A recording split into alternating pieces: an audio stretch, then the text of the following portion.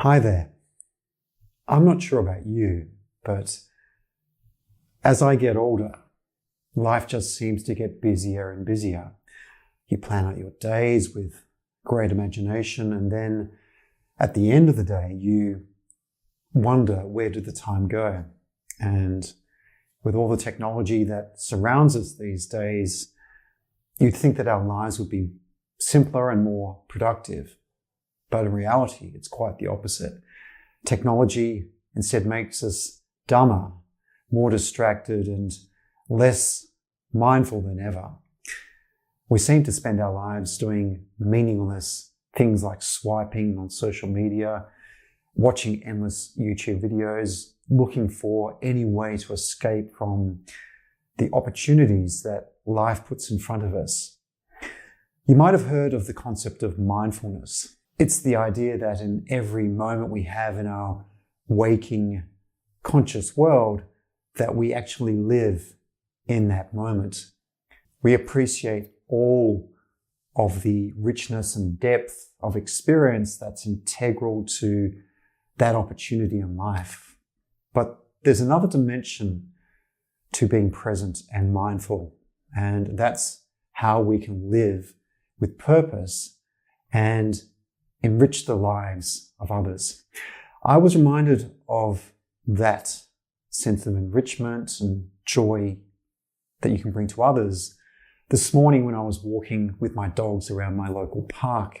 It's a lovely park that is being overshadowed by overzealous property developers that are slowly turning what was a peaceful, contemplative place to walk in the mornings into a hive of construction workers and machinery. And it was on this walk this morning that I bumped into an older man who I often see walking around my local parks. And in those brief few moments we shared, we talked, and he told me of his life growing up in poverty and not enjoying the cold winters of our town. And it was in his eyes that I saw joy that someone was there in that moment with him in his walk to listen to him and to acknowledge him. It's in these opportunities that we can make a difference in other people's lives and cause the butterfly effect. There's a wonderful story I came across many years ago by an author called Kent Nurbin.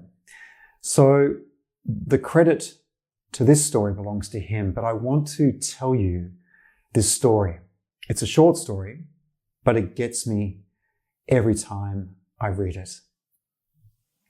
There was a time in my life 20 years ago when I was driving a cab for a living. It was a cowboy's life, a gambler's life, a life for someone who wanted no boss, constant movement, and the thrill of a dice roll every time a new passenger got into the cab.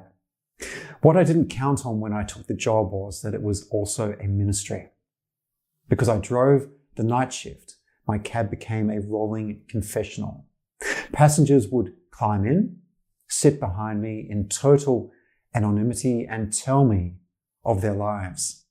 We were like strangers on a train, the passengers and I, hurtling through the night, revealing intimacies we would never have dreamed of sharing during the brighter light of day. I encountered people whose lives amazed me, ennobled me, made me laugh, and made me weep. And none of those lives touched me more than that of a woman I picked up late on a warm August night. I was responding to a call from a small brick fourplex in a quiet part of town. I assumed I was being sent to pick up some partiers or someone who had just had a fight with a lover, or someone going off on an early shift at some factory for the industrial part of town. When I arrived at the address, the building was dark, except for a single light in a ground floor window. Under these circumstances, many drivers would just honk once or twice, wait a short minute, then drive away. Too many bad possibilities awaited a driver who went up to a darkened building at 2:30 a.m. in the morning. But I had seen too many people trapped in a life of poverty who depended on the cab as their only means of transportation. Unless the situation had a real whiff of danger, I always went to the door to find the passenger. It might, I reasoned, be someone who needs my assistance. Would I not want a driver to do the same if my mother or father had called for a cab? So I walked to the door and knocked. "Just a minute," answered a frail and elderly voice. I could hear the sound of something being dragged across the floor. After a long pause, the door opened. A small woman, somewhere in her 80s, stood before me. She was wearing a print dress and a pillbox hat with a veil pinned on it, like you might see in a costume shop or a Goodwill store or in a 1940s movie. By her side was a small nylon suitcase. The sound had been her dragging it across the floor.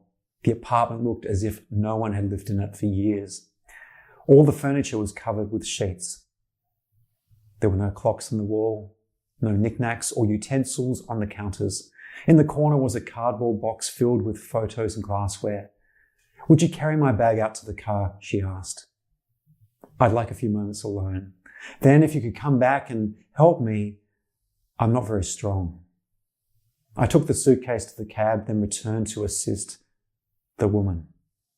She took my arm and we walked slowly towards the curb. She kept thanking me for my kindness. "It's nothing," I told her. "I just try to treat my passengers the way I would want my mother treated." "Oh, you're such a good boy," she said. Her praise and appreciation were almost embarrassing. When we got in the cab, she gave me an address, then asked, "Could you drive me through downtown?" "It's not the shortest way," I answered. "Oh, I don't mind," she said. "I'm in no hurry. I'm on my way to a hospice." I looked in the rearview mirror. Her eyes were glistening. "I don't have any family left," she continued. "The doctor says I should go there. He says I don't have very long." I quietly reached over and shut off the meter. "What route would you like me to go?" I asked. For the next 2 hours, we drove through the city. She showed me the building where she had once worked as an elevator operator. We drove through the neighborhood where she and her husband had lived when they had been first married.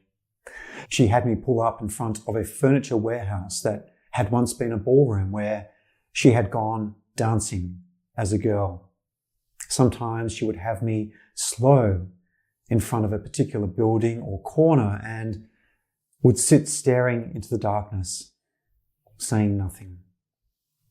As the first hint of sun was creasing the horizon, she suddenly said, "I'm tired. Let's go now." We drove in silence to the address she had given me. It was a low building, like a small convalescent home with a driveway that passed under a portico. 2 orderlies came out to the cab as soon as we pulled up. Without waiting for me, they opened the door and began assisting the woman. They were solicitous and intent, watching her every move. They must have been expecting her. Perhaps she had phoned them right before we left. I opened the trunk and took the small suitcase up to the door. The woman was already seated in a wheelchair. "How much do I owe you?" she asked, reaching into her purse. "Nothing," I said. "You have to make a living," she answered. "There are other passengers," I responded. Almost without thinking, I bent and gave her a hug. She held on to me tightly. "You gave an old woman a little moment of joy," she said. "Thank you." There was nothing more to say. I squeezed her hand once, then walked out into the dim morning light. Behind me, I could hear the door shut. It was the sound of the closing of a life. I did not pick up any more passengers that shift. I drove aimlessly, lost in thought. For the remainder of that day, I could hardly talk. What if that woman had gotten an angry driver, or one who was impatient to end his shift? What if I had refused to take the run, or had honked once then driven away? What if I had been in a foul mood and had refused to engage the woman in conversation? How many other moments like that had I missed or failed to grasp? We are so conditioned to think that our lives revolve around great moments, but great moments often catch us unawares. When that woman hugged me and said that I had brought her a moment of joy, it was possible to believe that I had been placed on earth for the sole purpose of providing her with that last ride. I do not think that I've ever done anything in my life that was more important. It's a beautiful story, and it always gets me every time. As you go about your day today, keep this question in mind. How can I make a difference in someone else's life? You never know, by being in the right place at the right time, how much joy you can offer someone you know or a complete stranger. If you've got a similar story to tell, or you just want to share your feelings on this story, I'd love to hear from you in the comments below. And if you like this video, make sure to like it so that the YouTube algorithm lets you know when I produce my next video. And of course, don't forget to subscribe. You'll bring a smile to my face if you do. See you next time.